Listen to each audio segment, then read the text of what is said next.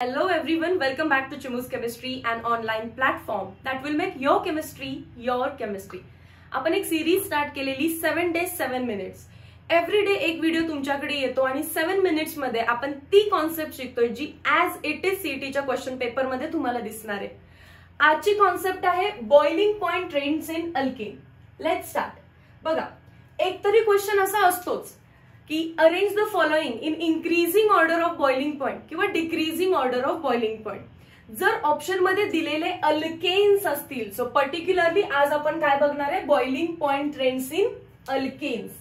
Alkanes असतील तर तुम्हाला एक सिक्वेन्स फॉलो करायचे, हिंट फॉलो करायचे. ती हिंट आहे boiling point is directly proportional to molecular weight. पहिला पक्का मॉलिक्युलर वेटेज चेक करायचंय आणि मॉलिक्युलर वेट काय कॅल्क्युलेट करत बसायचं नाही, अंदाजावर समजतं. मी दाखवेन तुम्हाला. मॉलिक्युलर वेटनी आन्सर येत नसेल तर देन तुम्हाला नेक्स्ट यूज करायचंय branching. Boiling point is inversely proportional to branching. आणि तुम्हाला या हिंटने अल्केनचे सगळे बॉइलिंग पॉइंट्सचे क्वेश्चन सॉल्व्ह होतील. मी 2 क्वेश्चन्स इथे घेतलेले, प्रिव्हियस इयर क्वेश्चनच आहेत हे. समजा क्वेश्चन नंबर 1 आला एन ब्युटेन, आयसोब्युटेन, प्रोपेन आणि इथेन. दॅट मीन्स तुम्हाला कॉमन नेम सुद्धा माहिती पाहिजेत. इफ तुम्हाला कॉमन नेम्स माहिती नसतील तर मला चॅटमध्ये नक्की सांगा.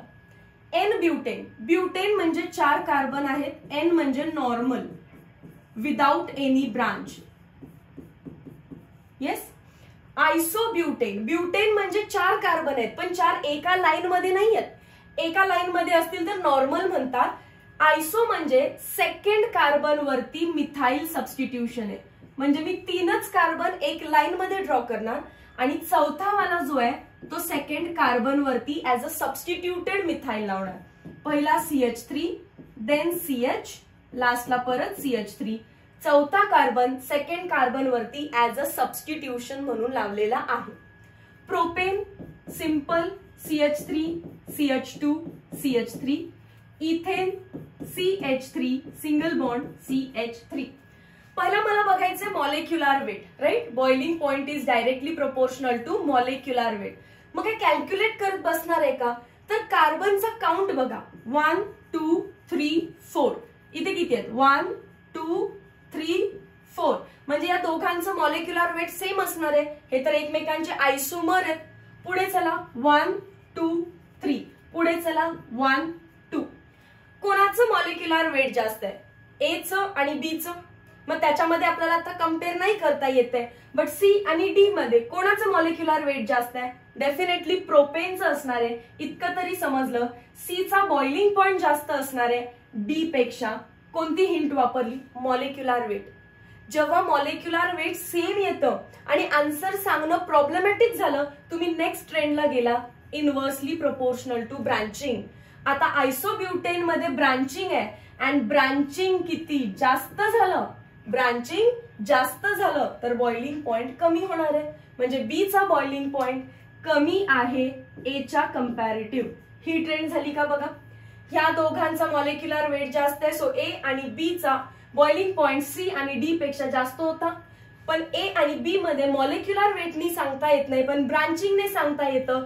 ब्रांचिंग जास्त झालं तर बॉइलिंग पॉइंट कमी झाला, म्हणजेच बी चा बॉइलिंग पॉइंट कमी आहे ए पेक्षा. अजून एक एक्झाम्पल घेऊया आपण. N pentane. एन पेंटेन म्हणजे काय, नॉर्मल पेंटेन. आणि पेंटेन म्हणजे 5 कार्बन. आयसोपेंटेन. आयसो हा वर्ड येणं म्हणजे सेकंड कार्बन वरती मिथाइल सबस्टिट्यूशन दिसणं. पेंट मधले मी फक्त 4च कार्बन स्ट्रेट चेन मध्ये ड्रॉ करणार आणि जो 5वा आहे तो सेकंड कार्बन वरती ऍज अ सबस्टिट्यूशन दिसेल. इकडे CH3, CH, CH2, CH3. Next आहे निओपेंटेन. निओपेंटेनला तर ट्रिकच आहे का, CH3C सेकंड कार्बन वरती 2 मिथाइल सबस्टिट्यूशन दिसतात. किंवा जेव्हा जेव्हा निओ हा वर्ड येतो तेव्हा त्याच्यामध्ये हे असं प्लस साइन वाला स्ट्रक्चर तयार होत असतं. वर पण मिथाइल, खाली पण मिथाइल, इकडे पण मिथाइल, तिकडे पण मिथाइल. त्याला म्हणायचं निओ. डन. सो हे 3 मॉलिक्युल्स आहेत. आता सांगा बॉइलिंग पॉइंट कोणाचा जास्त असणार, ज्याचा मॉलिक्युलर वेट जास्त आहे. पण यात पण 5, यात पण 5, यात पण 5 कार्बन. मॅम पहिली हिंट तर काही काम करत नाहीये. मग ब्रांचिंग वाली यूज करूया. ब्रांचिंग वाली यूज करूया. जितकं जास्त ब्रांचिंग निओपेंटेन मध्ये बघा सेकंड कार्बनला किती ब्रांचिंग दिसतंय वरती आणि खाली. ब्रांचिंग जितकं जास्ती बॉइलिंग पॉइंट तितका कमी. सीचा बॉइलिंग पॉइंट सगळ्यात कमी.